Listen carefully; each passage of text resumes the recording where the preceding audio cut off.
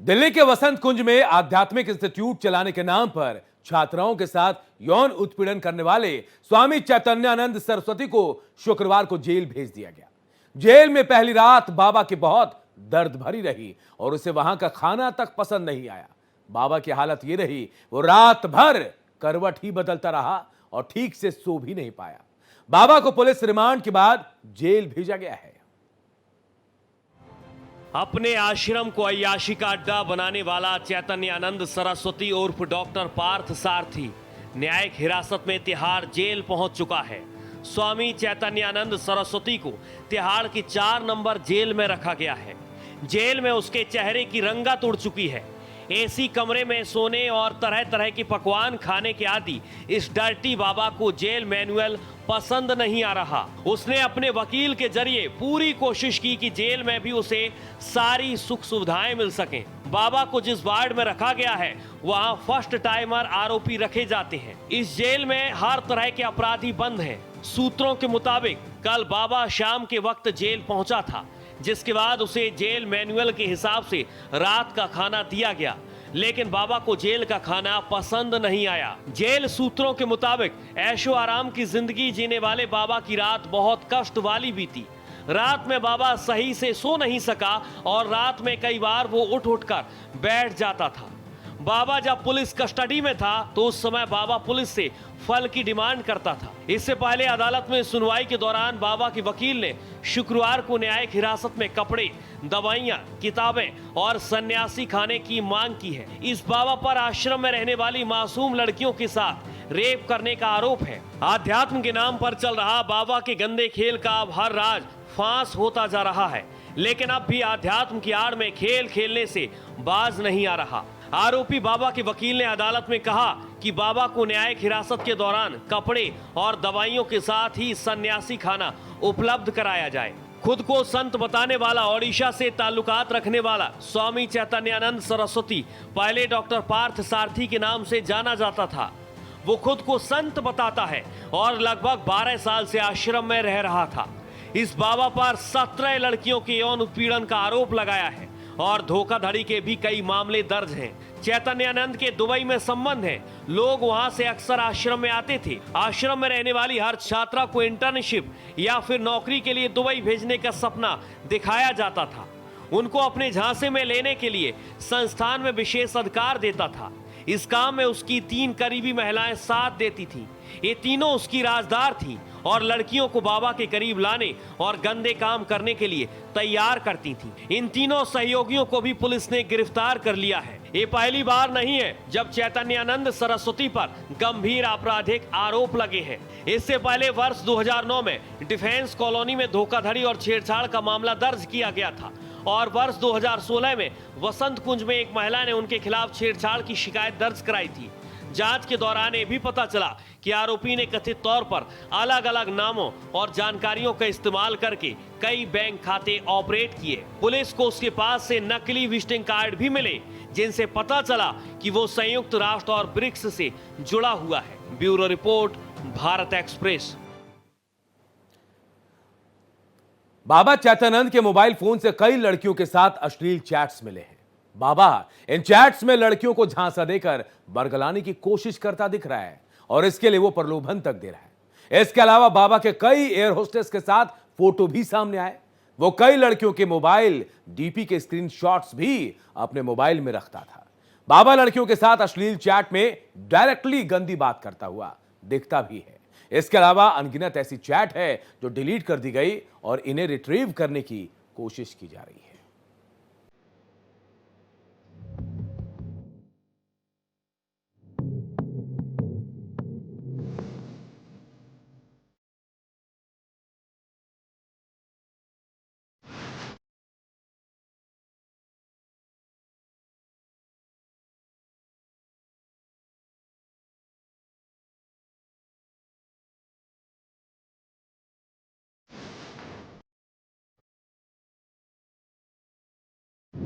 चैतन्यानंद के काले कारनामों से उठ रहा पर्दा। चैतन्यानंद की अश्लील चैट का खुलासा। व्हाट्सएप चैट्स में बाबा चैतन्यानंद की गंदी बात। दुबई के शेख को कॉलेज की लड़कियां करता था सप्लाई।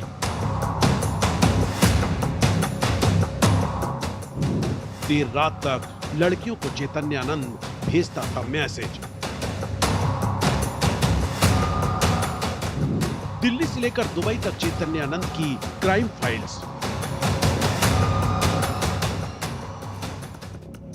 बाबा चैतन्यानंद पर जैसे जैसे पुलिस का शिकंजा कसता जा रहा है, उसका असली चेहरा सबके सामने आता जा रहा है। पुलिस की जांच के दौरान मोबाइल से जो व्हाट्सएप चैट सामने आए हैं, उसने इस फर्जी बाबा की कलई खोल कर रख दी है।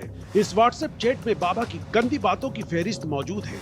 जरा देखिए इस चैट की एक एक बात को, कैसे ये शातिर बाबा लड़कियों से गंदी बातें किया करता था। सूत्रों के मुताबिक जांच में जो बातें सामने आई हैं, उसके मुताबिक ये लड़कियों से कोड वर्ड में बातें किया करता था। ये लड़कियों को बेबी और स्वीटी जैसे नामों से बुलाता था। स्वामी चैतन्यानंद के सामने आए एक चैट में लड़की से अपने साथ सोने के लिए पूछता है। लड़की कुछ नहीं बोलती, लेकिन स्क्रीनशॉट से पता चलता है कि बाबा ने लड़की का phone number the office of करके सेव कर रखा है। 25 अगस्त को बाबा एक बार फिर लड़की से चैट करता है, उसे बेबी डॉल कहता है और फिर पूछता है कि दुबई के शेख को पार्टनर की जरूरत है, क्या उसकी कोई अच्छी सी फ्रेंड है। इस पर लड़की लिखती है कोई नहीं है। चैट में आप देख सकते हैं लड़की को कभी वह स्वीट बेबी कहता है तो कभी स्वीट बेबी डॉक्टर यानी बेटी भी कहता है, लेकिन साथ में उससे अश्लील बातें भी करता है। चैतन्यानंद दिल्ली के 17 छात्राओं की यौन शोषण का आरोपी है और पुलिस उसके गुनाहों का एक एक काला चिट्ठा उजागर कर रही है। पुलिस की टीम इस बीच चैतन्यानंद को उसी इंस्टीट्यूट में भी लेकर पहुंची थी जहां वो छात्रों का शोषण करता था। आरोपी की चैतन्यानंद ग्राउंड फ्लोर को टॉर्चर रूम के रूप में इस्तेमाल करता था। इसी ग्राउंड फ्लोर में छात्राओं को निजी रूप से मिलने के लिए बुलाया जाता था। आरोपी की चैतन्यानंद ने टॉर्चर रूम में कई लड़कियों के साथ यौन शोषण किया है। पुलिस की जांच में सामने आया है बाबा ने बाथरूम तक में कैमरे लगाए थे। पुलिस आश्रम में लगे सभी कैमरों की तलाश कर रही है और उसे खंगालने में लगी है। डिजिटल सबूतों को मजबूत करने के लिए पुलिस आईपी एड्रेस भी निकाल रही है। मामले की जांच जारी है। उम्मीद है कि आने वाले समय में और अधिक खुलासे हो सकते हैं। Bureau report, Bharat express.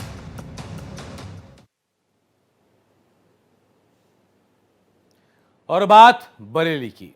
हिंसा प्रभावित रहे बरेली जा रहे समाजवादी पार्टी के प्रतिनिधिमंडल को बरेली जाने से रोक दिया गया। बरेली प्रशासन साफ कह रहा है कि जिले में किसी भी राजनीतिक दल को आने की अनुमति नहीं दी जाएगी। इसी के साथ प्रतिनिधिमंडल के नेता माता प्रसाद पांडे को लखनऊ में और सांसदों को गाजियाबाद में रोक दिया गया। उधर बरेली में प्रशासन उपद्रवियों की पहचान करके उन पर कड़ी कार्रवाई कर रही है। आईएमसी के नेता मौलाना तौकीर को जेल भेजे जाने के साथ उनके करीबियों पर शिकंजा कसा जा रहा है। अवैध संपत्तियों पर लगातार बुलडोजर चलाए जा रहे हैं। आईएमसी के महासचिव डॉक्टर नफीस खान और उसके पार्टनर शोहेब बेग के मैरिज हॉल रजा पैलेस पर भी बुलडोजर चलाया गया है। तो तस्वीरें हम आपको दिखा रहे हैं। बरेली में जिन लोगों ने हिंसा की, जो आरोपी हैं, उन पर एक्शन हो रहा है। तौकीर रजा पहले ही जेल जा चुके हैं, अब उनके करीबियों पर शिकंजा कसा जा रहा है। जो इंक्रोचमेंट, जो अतिक्रमण इन लोगों ने किया था, उसे जमींदोज किया जा रहा है। नफीस जो बाबा, माफ कीजिएगा, तौकीर रजा का खास हुआ करता था, उसका मैरिज हॉल, उसके एक करीबी का मैरिज हॉल, रजा मैरिज हॉल को तोड़ा गया है। जी हां, अवैध अतिक्रमण कर बनाया गया। तो दूसरी तरफ सपा का डेलीगेशन, जी हां, एक डेलीगेशन प्रतिनिधिमंडल जो है वो बरेली जाने वाला था, लेकिन पुलिस ने उन्हें रोक दिया। माता प्रसाद पांडे जो सपा के नेता प्रतिपक्ष हैं, उनको लखनऊ में रोका गया, बाकी सांसदों को गाजियाबाद में रोका गया। तो बुलडोजर एक्शन लगातार हो रहा है बरेली में हिंसा करने वालों के खिलाफ। तो वहीं देखिए दूसरी तरफ जो इस पर सियासत कर रहे थे, जो लोग किसी तरह मामले को बढ़ाने की सियासत कर रहे थे, उनको रोका गया है। सपा का प्रतिनिधिमंडल जो आज बरेली जाने के लिए तैयारी में था, उनको रोका गया है।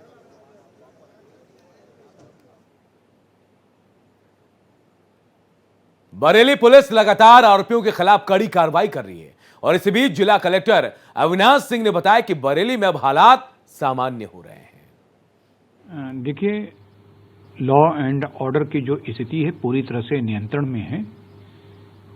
कल जो शुक्रवार बीता है, उससे पिछला जो शुक्रवार था, उसमें जुमे की नमाज के बाद कुछ उपद्रवियों ने, बलवाइयों ने, दंगाइयों ने, उन लोगों ने जिले की शांति व्यवस्था को भंग करने का एक कुत्सित प्रयास किया था। उन्होंने कानून और शांति व्यवस्था के साथ खिलवाड़ करने की कोशिश किया था, जिसको पुलिस प्रशासन के अलर्टनेस की वजह से 1 से 1.5 घंटे के भीतर पूरी तरह से विफल कर दिया गया और वो अपने नापाक मंसूबों में कामयाब नहीं हो पाए।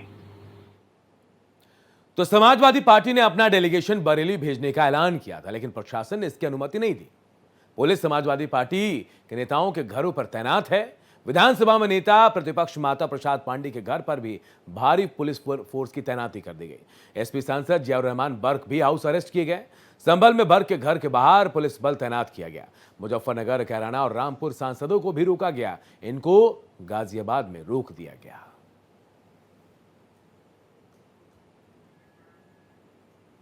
तो समाजवादी पार्टी का एक डेलीगेशन जो है वो आज बरेली जाने वाला था। इसमें सांसद से लेकर तमाम सपा के नेता थे।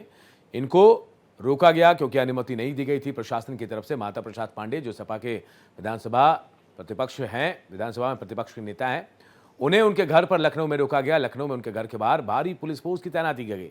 संभल सांसद जियाउर रहमान बर्क के घर के बाहर भी पुलिस बल की तैनाती कर उनको वहीं रोका गया। बाकी जो सांसद थे उन्हें गाजियाबाद में रोका गया। किसी को भी बरेली जाने नहीं दिया गया। एसपी डेलीगेशन को बरेली जाने से रोका गया है। पुलिस ने एसपी नेताओं को बरेली जाने से रोका, उनको जो जहां थे वहीं रोका गया। सपा नेताओं के घर के बाहर पुलिस का पहरा लगा दिया गया। जी हां, पुलिस का पहरा, पुलिस की तैनाती। माता प्रसाद पांडे घर पर भारी पुलिस फोर्स की तैनाती की गई। सपा सांसद जियाउर रहमान बर्क भी हाउस अरेस्ट किए गए संभल में ही। और इसके अलावा जो सांसद थे, अलग अलग सांसद, उनको भी गाजियाबाद में रोका गया। इधर लखनऊ में पुलिस के रोके जाने के बाद उत्तर प्रदेश विधानसभा में विपक्ष के नेता और एसपी नेता माता प्रसाद पांडे ने कहा कि हमें जाने से रोका जा रहा है। उन्होंने कहा वायक समुदाय बहुत डरा हुआ है और वो पुलिस प्रशासन से भयभीत है। उनका दूसरे समुदाय से कोई झगड़ा नहीं है। आपके सामने है, देख लो, रोका जा रहा है। इन्होंने शुरू से कहा रोकने का, जिससे 144 इन्होंने लगाई हो, 163 लगाई है। कानून व्यवस्था की स्थिति तो इन्होंने खुद बिगाड़ी। कोई शांतिपूर्ण ढंग से ज्ञापन देने जा रहा था, उस पर लाठीचार्ज करना, उसे पीटना, उसे पकड़ना, तो एक पक्षीय है ना। अगर कोई 2 समुदाय लड़े होते तो मैं मान लेता कि बड़ी गंभीर घटना हो गई। तो सपा का एक डेलीगेशन बरेली जाना चाहता था, लेकिन इस डेलीगेशन को उत्तर प्रदेश और दिल्ली बॉर्डर पर ही रोक दिया गया। आगे जाने की इनको इजाजत नहीं दी गई।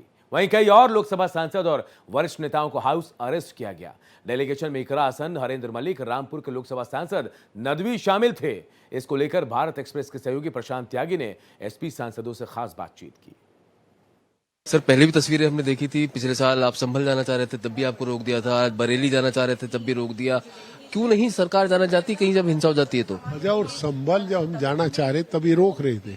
उसके बाद हम 3 बार गए और खुद जिला प्रशासन ने अप्रिशिएट किया कि समाजवादी पार्टी का जो उससे एक प्रतिनिधिमंडल आया था, उन्होंने माहौल शांत करने में सहयोग किया। वो स्वीकार ना करें, पर हमारे जाने के बाद कभी उन्होंने कोई रिएक्ट नहीं किया। हम लोग वहाँ बरेली में मिलना चाह रहे थे। लोकतंत्र में हमारा अधिकार है कि हम सबसे बात कर सकें, पर यहाँ लोकतंत्र नहीं है। यहाँ तो एक घोषित इमरजेंसी, आपातकाल है।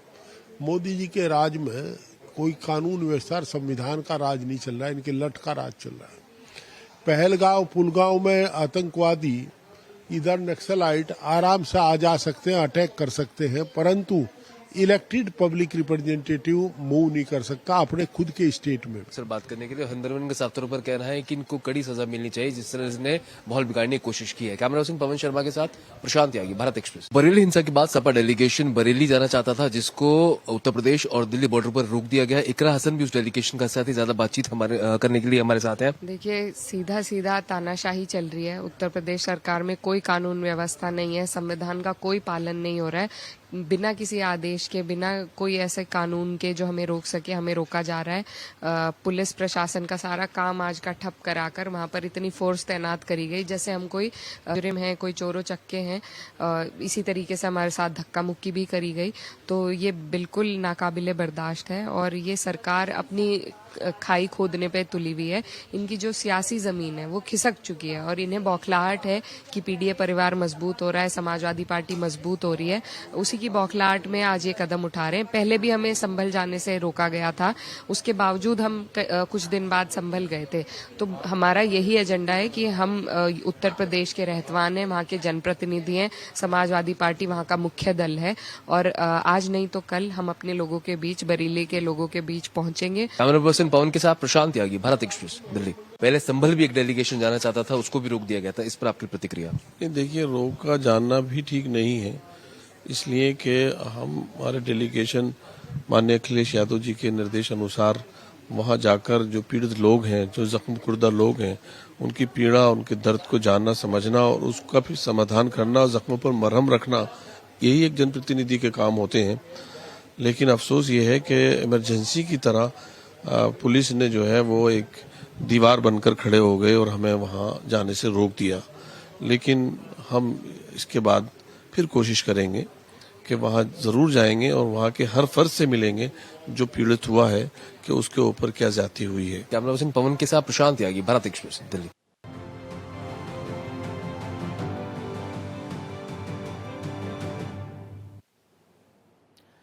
बरेली में बुलडोजर एक्शन और समाजवादी पार्टी के डेलीगेशन की एंट्री रोके जाने पर महाराष्ट्र समाजवादी पार्टी के प्रदेश अध्यक्ष अबू आसिम आजमी ने कहा कि यूपी में तानाशाही चल रही है।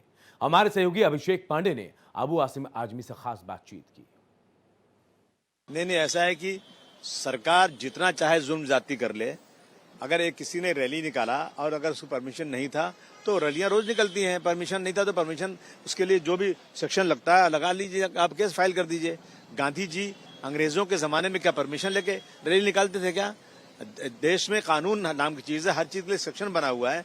लेकिन जिस तरह से गुंडागर्दी हो रही है, खासतौर से बीजेपी की सरकार में, मुसलमानों के साथ जिस तरह यूपी में हो रहा है ना, मैं समझता हूँ अराजकता जब बढ़ती जा रही है और पानी सर से ऊंचा जा रहा है। अपोजिशन लीडर को नहीं जाने देंगे, राहुल गांधी जी को नहीं जाने देंगे, मनमानी करेंगे, वहां पर लोगों का घर गिराएंगे, लोगों का जो है गोली मारेंगे लोगों को। मैं समझता हूँ कि ये जो है ये हद हो चुकी है गुंडागर्दी की। ये सरकार नहीं है बल्कि गुंडों का समूह है। वीडियो जर्नलिस्ट घनश्याम के साथ अभिषेक पांडे, भारत एक्सप्रेस, मुंबई। संभल में रोके जाने पर समाजवादी पार्टी के सांसद जियाउर रहमान बर्क ने बरेली के हालात पर चिंता जताते हुए कहा कि अभी तक करीब 51 लोगों को गिरफ्तार किया गया है। उन लोगों का दोष क्या है? जब तक न्यायपालिका जाया जाएगा तब तक बहुत वक्त गुजर जाएगा। हम ये पूछ रहे हैं कि पहले हमें ये चीज साबित कर दी जाए, जो वहाँ के 81 लोगों को लगभग अभी तक अरेस्टिंग हो चुकी है और 10 मुकदमों के अंदर वो है, तो उन लोगों का दोष क्या है? दोष तो साबित करेंगे। अब जब तक न्यायपालिका में जहाँ जाया जाएगा तब तक बहुत लंबा समय हो जाएगा। जब तक मैं बता रहा हूँ, न्यायपालिका में हम अगर अपनी बात को ये जाकर साबित करेंगे कि हमारे लोग दोषी नहीं हैं, तो इतने लंबे समय तक वो लोग बेचारे बेगुनाह जेलों में क्यों रहे? और इधर उप मुख्यमंत्री केशव प्रसाद मौर्य ने समाजवादी पार्टी के डेलीगेशन को बरेली भेजने को नौटंकी और बचकाना कदम बताया है। तो केशव प्रसाद मौर्य ने देखिए एक्स पर पोस्ट किया और लिखा, सपा बहादुर श्री अखिलेश यादव का बरेली में प्रतिनिधिमंडल भेजना नौटंकी और बचकाना कदम है। सपा की पहचान मुस्लिम तुष्टीकरण के गंदी राजनीति से है। विधानसभा चुनाव 2027 में सपा की दुर्दशा और सफाया होना तय है। यूपी दंगा मुक्त, सुशासन व कानून व्यवस्था हमारी पहचान और उपलब्धि है। सपाइयों को यही रास नहीं आ रहा। समाजवादी पार्टी के सांसदों के प्रतिनिधिमंडल को बरेली जाने से रोके जाने पर ऑल इंडिया मुस्लिम जमात के अध्यक्ष मौलाना शहाबुद्दीन रजवी बरेलवी का बयान भी सामने आया। उन्होंने कहा कि समाजवादी पार्टी जब भी कहीं जाती है शोर मचाती है और ढोल बजाती है। उनके दिलों में ना प्यार और ना ही सेवा का भाव। समाजवादी पार्टी कहीं भी जाती है तो शोर मचा के ढोल नगाड़े के साथ में जाती है। उन लोगों के दिलों में खुलूस और मोहब्बत नहीं है, खिदमत का जज्बा नहीं है। उनको मालूम है कि बरेली में शांति हो गई है। अब इस बरेली की शांति को अशांति में बदलने के लिए ये लोग आ रहे हैं। यहाँ पे मकामी मामला है, स्थानीय लोग इसको हल करेंगे और हम लोग लगे हुए हैं। स्थानीय मामला है, स्थानीय लोग यहाँ पर उसके हल की कोशिशें कर रहे हैं। मैं समाजवादी पार्टी के तमाम नेताओं को बता देना चाहता हूँ कि हम बरेली को संभल बनने नहीं देंगे और पुलिस और प्रशासन को भी चाहिए कि बाहर के लोगों को यहाँ पर आने से रोके। और आपको बता देते हैं कि आखिर 26 सितंबर को हुआ क्या था। देखिए, आई लव मोहम्मद पोस्टर विवाद गहराया था यहां नमाज के बाद। जी हां, नमाज के बाद के वक्त, क्योंकि जुमे का दिन था, नमाज के बाद मस्जिद के बाहर लोग इकट्ठा हुए और इसके बाद देखते ही देखते 2000 लोगों की भीड़ यहां इकट्ठी हो गई। भीड़ इस्लामिया ग्राउंड पहुंचना चाहती थी। पुलिस के रोकने पर यहां पर थोड़ा टकराव शुरू हो गया। पुलिस से झड़प के बाद हिंसा हुई और पुलिस पर भी हमला हुआ। जी हां, उसके बाद पुलिस ने लाठीचार्ज किया। इन उपद्रवियों को यहां से खदेड़ा था। बरेली हिंसा में क्या हुआ, ताबड़तोड़ एक्शन, ये भी बता दें। अब तक 81 आरोपियों को गिरफ्तार किया गया है। 2 उपद्रवी जो हैं, जी हां, एनकाउंटर के बाद गिरफ्तार किया गया। इनका एनकाउंटर हुआ, पैर में गोली लगी, अब अस्पताल में। सोमवार को 29 उपद्रवी जेल भेजे गए हैं। वो तो हिंसा मामले में कुल 10 FIR दर्ज किए गए। कितने? 10। और इसके अलावा देखिए 10 FIR इस मामले में दर्ज हैं और लगभग बताया जा रहा, जानकारी ये मिल रही कि 25 उपद्रवियों में 200 उपद्रवी ऐसे जिनके नाम पर FIR नामजद हैं। ये और क्या क्या बंद है, देखिए हम आपको बता रहे हैं। मोबाइल इंटरनेट बरेली में बंद है, यानी डाटा सर्विस बंद है, इन पर बैन लगाया गया है। SMS सेवाएं बंद है, मोबाइल से आप मैसेज भी नहीं भेज सकते। वहीं ब्रॉडबैंड सेवाएं भी बंद कर दी गई है। यह सब एहतियातन किया गया कि बरेली को फिर से किसी तरह हिंसा की आग में झोंका ना जाए और यही वजह है कि तमाम चीजों को बंद रखा गया। ब्रॉडबैंड सेवाएं, इंटरनेट, डाटा, SMS, तमाम चीजों को बंद रखा गया एहतियातन। और इस बुलेटिन में इतना ही, लेकिन खबरें लगातार जारी है। देखते रहिए भारत एक्सप्रेस।